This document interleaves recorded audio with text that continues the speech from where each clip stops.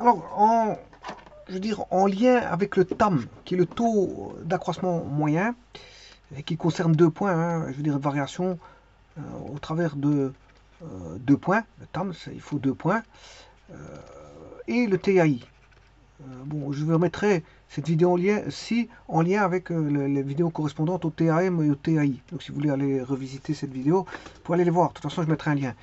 Ici, ça concerne un point. Bon, alors ce qui va m'intéresser ici le plus, c'est le TAI. Alors le TAI, je vous rappelle que c'est le nombre dérivé en un point. Donc c'est f de a. C'est pas f de x, hein. Pas confondre f de x et f de a. C'est vraiment en un point bien précis. F de x étant une fonction. F de a, c'est bon, on va calculer. C'est un petit peu comme les intégrales, hein. Il y a la primitive, les intégrales. Voilà, là la réponse, c'est une fonction. On peut avoir une constante, mais bon, c'est un cas particulier. C'est une fonction. Et l'intégrale, ben, c'est un nombre pur. Ici, c'est la même chose. F de x, généralement, c'est une fonction, qu'on peut avoir un cas particulier aussi, qui est une constante. Mais le f de a, c'est directement un nombre pur. Alors, comment calcule-t-on ce nombre pur? C'est la limite quand delta x tend vers 0. C'est une limite. Voilà. Alors, je vous renverrai le lien pour mieux voir la chose. Ici, je vais faire une vidéo qui va donner quelques exemples. Donc, la limite quand on a f de a plus delta x moins f de x sur, ouais, bien sûr, f de a. Attention que c'est en un point a sur delta x. Ouais. Ou en d'autres termes, je peux dire que c'est la limite quand, on va dire, x tend vers a. X tend vers a. Voilà, x tend vers a de, on va dire là, f de x moins f de a sur x moins a. Alors, si vous mettez 2 points, je rappelle que le TAI, c'est tout provient de là, hein, du terme TAM et TAI.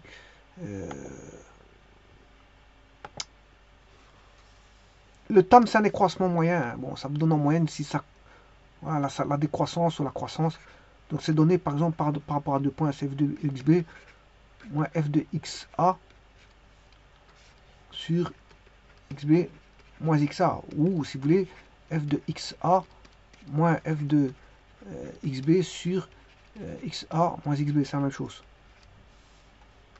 Voilà, ça c'est, on va dire, le taux moyen.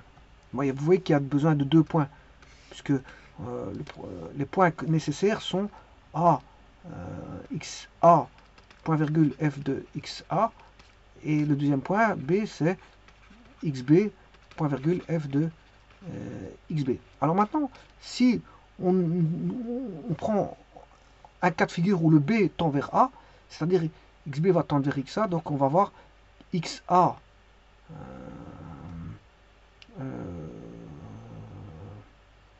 est égal à xa moins xb. Bon, supposons que ça tende vers A. On va tendre vers A. Donc, qu'est-ce que je vais écrire?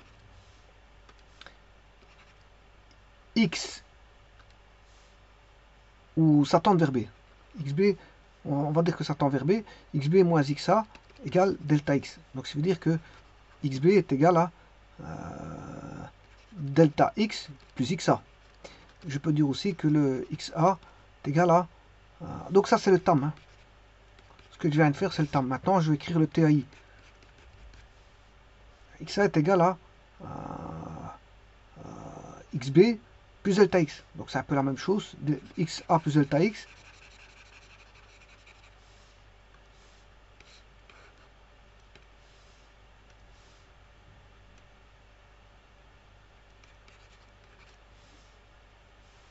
Voilà. Parce qu'on aura XB moins delta X. XB moins... Bon, je vais écrire l'équation. XB moins delta X égale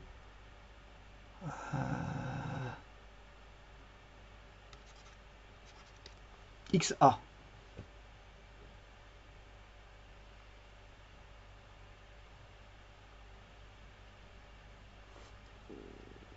Voilà. Et là, c'est... donc, dans ce cas-ci, je vais écrire f de xb plus delta x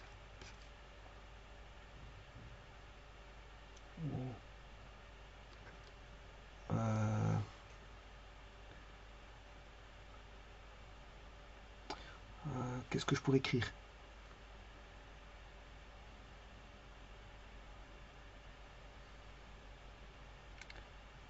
Non, ici c'est xb.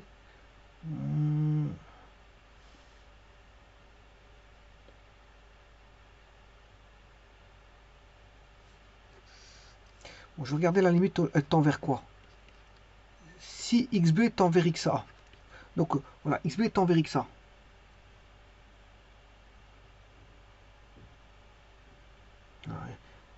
xb tend vers xa. Donc xb moins xa.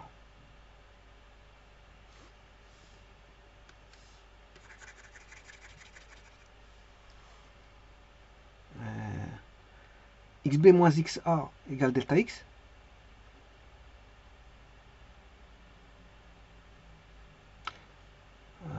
Ouais, c'est ça. Et donc, c'est le premier. Je vais écrire f de xb est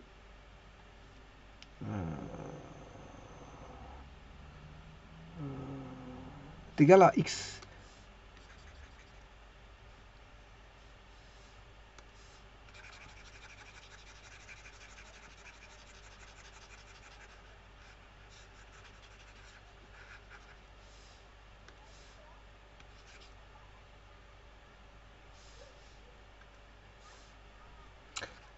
xb est égal à xa plus delta x.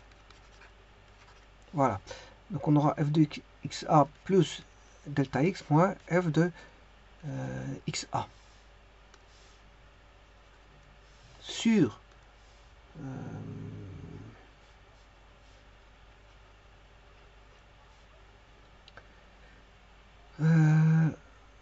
sur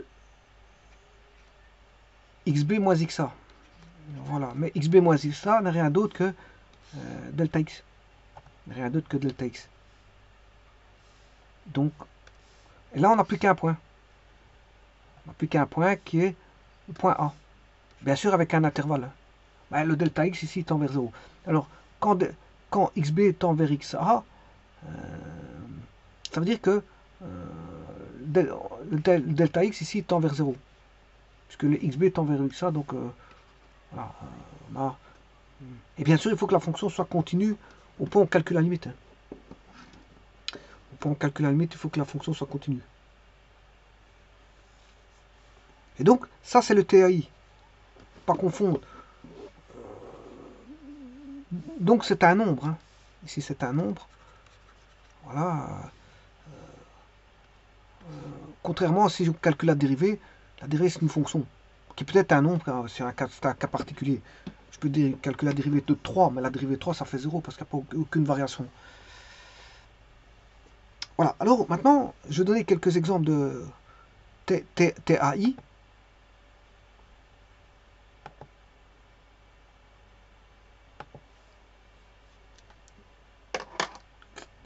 Qui sont des taux de variation instantanés.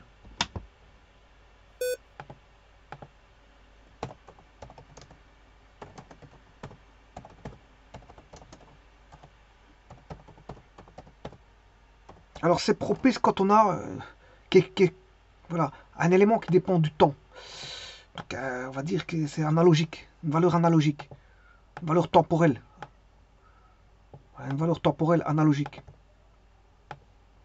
Donc on a une fluctuation d'un événement, d'une grandeur physique, hein, plutôt d'une grandeur physique, au cours du temps, en fonction du temps. Alors par exemple, je pense à la vitesse instantanée. Un exemple, c'est la vitesse instantanée. Et son corollaire, l'accélération instantanée.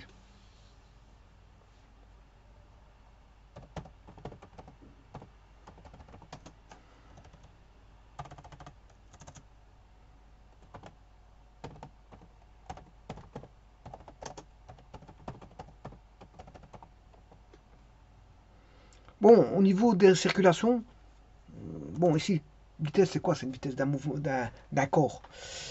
Bon, mais les fluides aussi, ils sont en mouvement, hein, ils peuvent être en mouvement, et là, on parle plutôt, je veux dire, de débit, on peut parler aussi de débit instantané.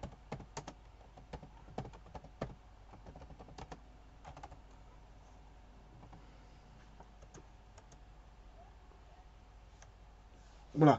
Et en général, un taux de variation instantanée va être donné d'une certaine façon.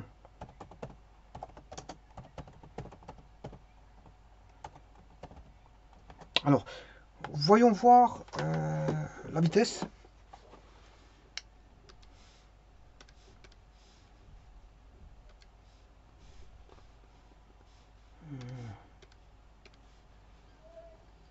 Donc, si je considère donc l'espace en fonction du temps,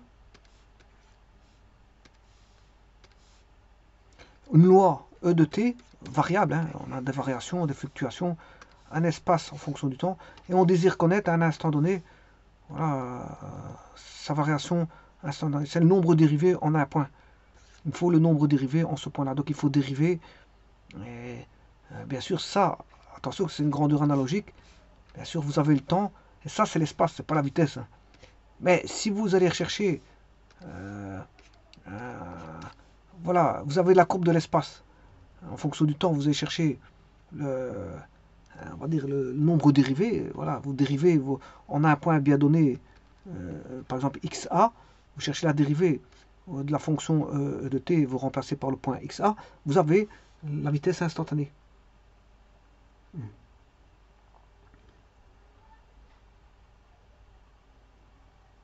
Alors bien sûr, ça vous aurez compris que c'est l'équation horaire. Hein. E de t, c'est l'équation horaire. Voilà, une grandeur analogique grande. Voilà. Et maintenant, pour avoir la valeur instantanée, ben, vous devez dériver, bien sûr, en un point. Voilà, en un point t donné, t égale, je sais pas moi, t égale ta. Vous aurez la vitesse en un instant donné par rapport à l'équation horaire. Donc il suffit de dériver l'équation horaire et voilà, d'aller chercher l'endroit où vous voulez connaître la vitesse, sachant on connaît la loi de la variation de l'espace en fonction du temps. On peut connaissant la loi de variation, donc c'est-à-dire l'équation horaire du mouvement, mais on peut connaître la vitesse à un instant bien précis. Donc il suffit de dériver et calculer le nombre dérivé au point considéré, pour lequel vous voulez la vitesse à un instant t, donné, ta. Bon, l'accélération, c'est la même chose. Dès le moment où vous avez la fonction, il faut toujours une donnée, hein, bien sûr. La donnée, encore une fois, c'est une grandeur analogique, qui est la vitesse en fonction du temps. Supposons que la courbe de vitesse est connue. On a l'équation horaire non plus du... Tout à l'heure, quand je disais E de t, c'était l'équation horaire du mouvement. Ici, c'est l'équation horaire de la vitesse. Hein. Donc ça, c'est l'équation horaire de la vitesse. Bon, pour avoir l'accélération instantanée, bien sûr, en un point donné ta, ben, vous dérivez la vitesse au point t égale ta, et vous avez la vitesse instantanée.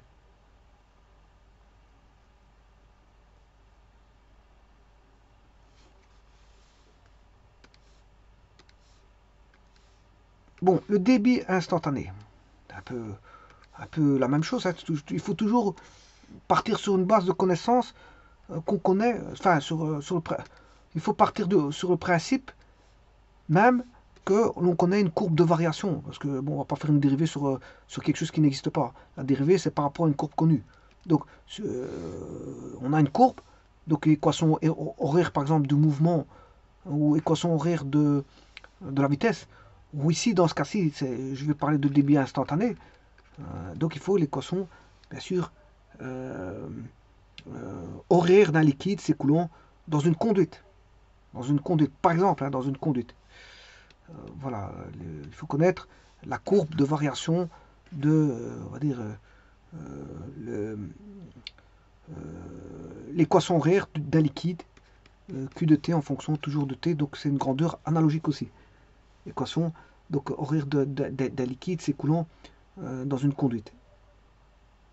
Et bien sûr, pour avoir le débit à un instant donné, ben, il suffit de dériver.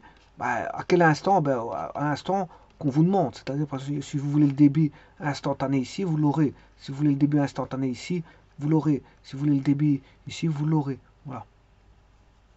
Et alors, on peut faire ça avec beaucoup de courbes. Hein. Même en économie, il existe le coût instantané. Ouais, il y a toutes sortes de courbes dépendant voilà, du temps pour lesquelles on peut retirer, je veux dire, un taux de variation instantané, à un instant bien précis. Il y a beaucoup de courbes dépendantes du temps, comme ça. Bon, généralement, beaucoup de courbes qui sont dépendantes du temps sont voilà, comment est-ce qu'on appelle ça, des grandeurs analogiques. Grandeurs analogiques. Maintenant, en économie, on parlera plutôt de, voilà, c'est une grandeur qui est dépendante du temps. Voilà. Alors, le taux de variation instantané, ben, il est donné, bien sûr, si vous connaissez la fonction qui est donnée en fonction du temps. Voilà, qu'est-ce qu'il faut faire? Ben, vous dérivez, bien sûr, et vous calculez le nombre dérivé au point considéré qu'on vous demande, hein, ben, TA. Hein, par exemple, TA, il est peut-être ici. Si on vous demande de calculer au point t égale TA, ici, ou t égale TA prime, ou t égale TA seconde. Voilà, TA, c'est un point de référence pour lequel on veut calculer le nombre dérivé. Donc, le taux de variation instantanée, c'est ça. Vous avez une fonction, vous voulez connaître le taux de variation instantanée, il vous suffit de calculer la dérivée première. Voilà. Je vous rappelle que les dérivées premières, c'est pour voir les variations. Hein. Voilà, croissance, décroissance ou non fluctuation. Non fluctuation, ça veut dire qu'on a affaire à une tangente horizontale puisqu'on a affaire à une constante. On a une variation qui est constante. Enfin, il y a une variation constante, ça veut dire qu'il n'y a pas de variation, c'est tout simplement ça. S'il n'y a pas de variation, ça veut dire que voilà, la dérivée d'une constante, ça fait 0. Voilà, delta y sur delta x, ça fait 0. Puisque le delta y ne variera pas, alors que le delta x varie. Prenez une droite comme ceci. Si vous prenez une droite constante, voilà, supposons que vous avez ceci, voilà, y égale 4 en fonction de x, ben le delta y il vaudra 0 parce qu'on a toujours 4. Il n'y a pas de pente. Vous allez faire toujours 4 moins 4 sur, par exemple, voilà, ici, je prends en 3, et là, je prends en 5. Si je prends en 5, ça fait 4, et je prends en 3, ça fait 4. Donc, je veux dire, ça fera delta y sur delta x, vaudra 0 sur 2. 0 sur 2, ça fait 0. Donc, calculer une dérivée sur une constante, ça fera toujours 0. La dérivée d'une constante, ça fait 0. Donc, une courbe, soit elle croît, soit elle décroît, soit elle reste constante. Il y a 3 cas de figure. Alors, si elle croît et puis elle décroît, on a bien sûr un maximum. Si elle décroît la courbe et puis elle recroît, on a un minimum. On a un minimum. Bien sûr, c'est minimum et maximum locaux.